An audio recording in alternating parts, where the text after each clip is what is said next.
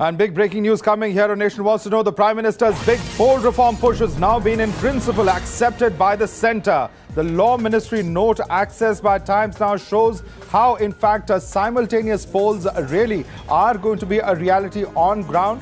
They will, in fact, the Union Law Commission will, in fact, be approving the recommendations, in fact, that has been sent in. The Union Law Minister also, in fact, giving his approval to the various recommendations of the Law Commission. India hopes to cut down poll expenditure and constant disruptions due to frequent polls. The opposition, in fact, has been standing as the biggest hurdle so far. From Congress to the TMC and the left, they've been claiming that the proposal is impractical and against the Constitution. Why are they putting politics over reform? For more on this, I'm joined by my colleagues Vivek Narayan as well as Jayanto with us. Vivek, now it is yet another step closer with the Law Minister approving the recommendations that have been sent in by the Law Commission.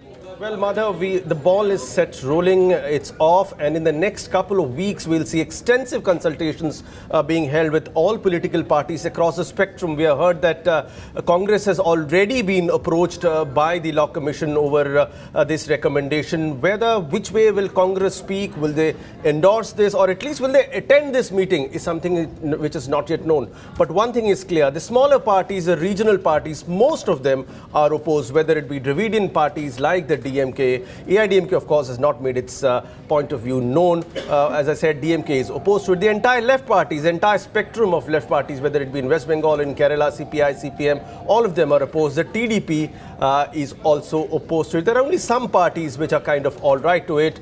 But this grand idea which Prime Minister Modi had come up with a couple of years back, and now that it's set rolling, the idea is not just to save money, the thousands of crores that the state exchequer will save, but also to make the entire process transparent and to ensure that the entire safety and security paraphernalia is well is kind of focused properly, and that we have safe and transparent elections. Absolutely. Yes. Absolutely, Vivek. Also, the concern, Jayanto, is that those officials who are engaged in the polls for long periods, the entire governance process gets disrupted across not just the centre but various states where continuously elections continue to happen. What does the opposition have to say on this? Because you've been speaking to some opposition leaders. What is their feedback on this issue? Yes, indeed, Madhav. I've been speaking to a few opposition leaders, and as Vivek was pointing out right now, they have given certain points where they are saying that this kind of one nation, one election policy may not work. For example, they are saying that, say, for example, the issue of the Lok Sabha elections may be different from those in the states. Secondly, they are also saying that the period, say, for example, assembly that is continuing and still have to continue for, say, another year. How can you just dissolve that assembly and tell them to go for polls? And similarly, once elected, if for some reason the government falls and they have a very short period of time to rule the state, how can you ask for an election for that very short period of time where a particular government can come there? Apart from that, of course, they are pointing out to other facts as well, because they are also saying that it's not only the issues and the tenure, but there are other practical problems that they will have to face. Right. And that is the reason that they are vehemently opposing this move by the present government. Well, I'd just like to show our viewers, this is the proposal that the note that we have accessed, and it specifically says over here, the Honourable Minister of Law and Justice has approved the proposal. It has, of course, quoted from the various aspects that have been, reports that have been put out in the public domain in the past by the Election Commission, by the Parliamentary Standing Committee that has gone into it. A number of their proposals have been accepted in this entire proposal. Let's listen into this statement coming in from Union Minister Mukhtar Abbas Naqvi.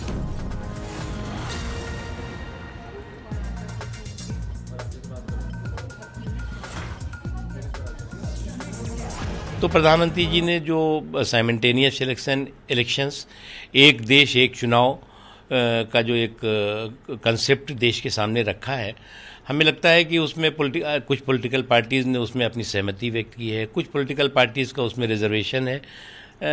एक consensus बने इसमें, ये देश के लिए भी ज़रूरी है और कई राज्यों ने इसमें पॉजिटिव रिस्पॉन्स किया है। मैं ये नहीं कहता कि डेमोक्रेसी में सबको, सारे लोगों का डेमोक्रेटिक राइट है कि वो किसी चीज़ का समर्थन करें, किसी चीज़ का समर्थन ना करें, लेकिन उसकी मेरिट डिमेरिट के आधार पर करना चाहिए।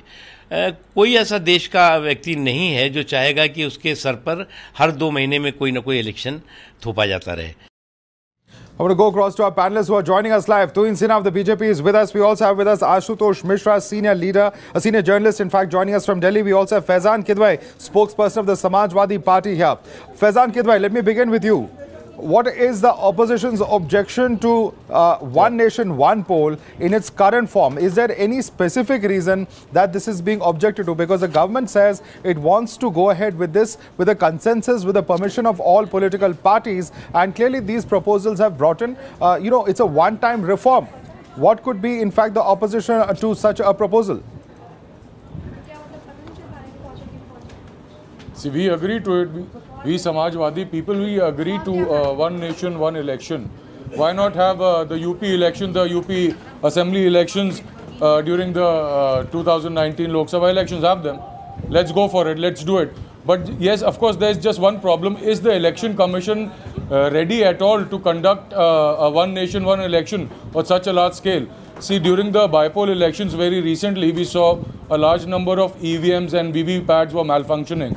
Just imagine if the same thing happens during this one nation, one election, where all the assembly seats and the Lok Sabha elections are happening at the same time. Won't this create chaos? Won't it be very chaotic if Okay, Faizan, that's an important point you've raised. We'll be putting this question across to our BJP panelists as well. But let's listen to this reaction coming in from D. Raja of the CPI.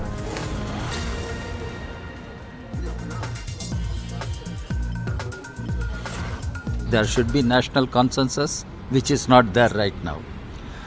We should go for many constitutional amendments, which are very complicated. And in the given situation, in the given parliament, I don't think they are easy to do. And in such a situation, how government can think of holding simultaneous elections?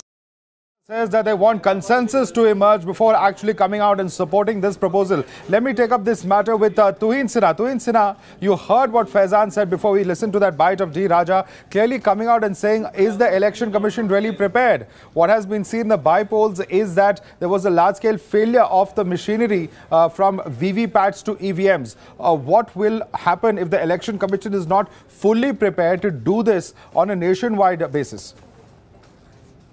You know, there are 3 reasons why one nation, one election is extremely important. Number one, whenever combined elections have taken place for the Lok Sabha and state assemblies, the voting percentage has gone up by at least 12 to 15%. Number 2 is the issue of financial profligacy. You know, on an average, one general Lok Sabha elections, if we take the last 3 general Lok Sabha elections into account, has been costing about 2,000 to 2,500 crores. As against that, an estimate done by the Election Commission says that if we have the combined elections together, the state and Lok Sabha elections, it would only cost 4,500 crores. And the third issue is that of impeding governance. You know, every 3 or 4 months, every 4 or 5 months, when you have elections, fact is that key leaders get involved in that process and that impedes governance. So these 3 reasons make it imperative for elections to be held together. Now, as far as the opposition leaders are concerned, they are bogged down by their own skepticism. Agreed, there have been some anomalies in the voting machines lately, but that is being addressed, and I'm sure the Election Commission is a competent authority which will take care of it. All right, Ashutosh Mishra is also with us. Ashutosh, do you agree with Tuhin when he says that there's a huge amount to be gained in terms of financial profligacy, the huge conduct of elections, the huge expenses that are incurred at that point of time? All of that really would be curtailed drastically with one nation, one poll being implemented. No, I think what you will be doing is disenfranchising the people. No, Mr. Modi wants one nation, one poll because BJP is a one-trick pony.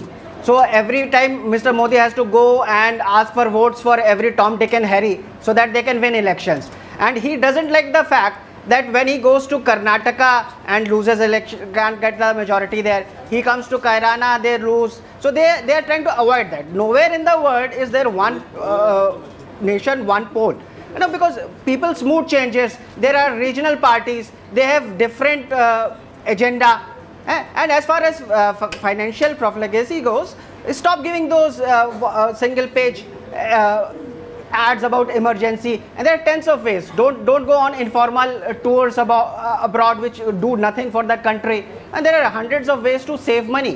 What you will do here is force a concept which has no practical reason to be imposed on people. Okay, I'll get a response from Tuhin on that, but let's listen in first. Yes, Ashutosh, I have to intervene over here. Let's listen in first to what Majid Memon of the NCP had to say on this issue.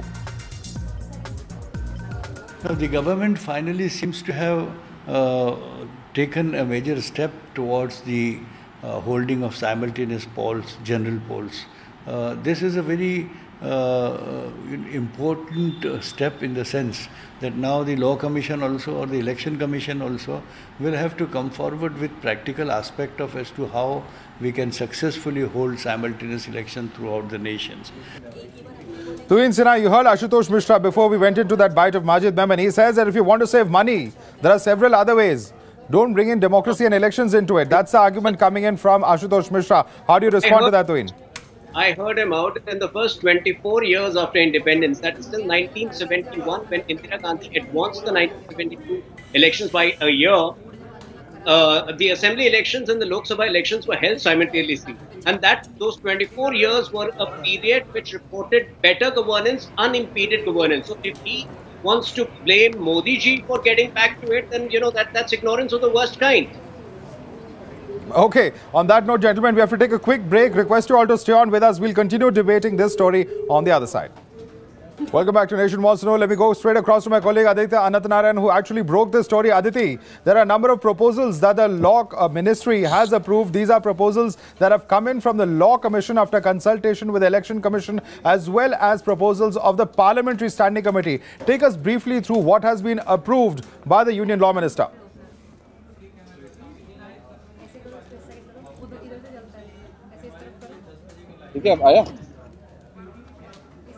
Aditi, if you can hear me, the question is, take us through the details of this proposal that has now been approved by the Union Law Minister.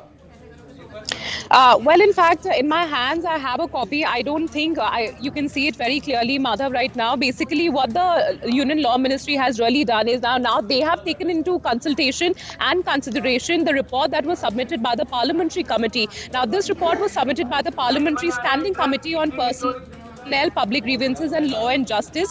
This is the 79th report that had come to the Government of India, where they had spoken about how viable or not viable the entire concept of simultaneous elections are.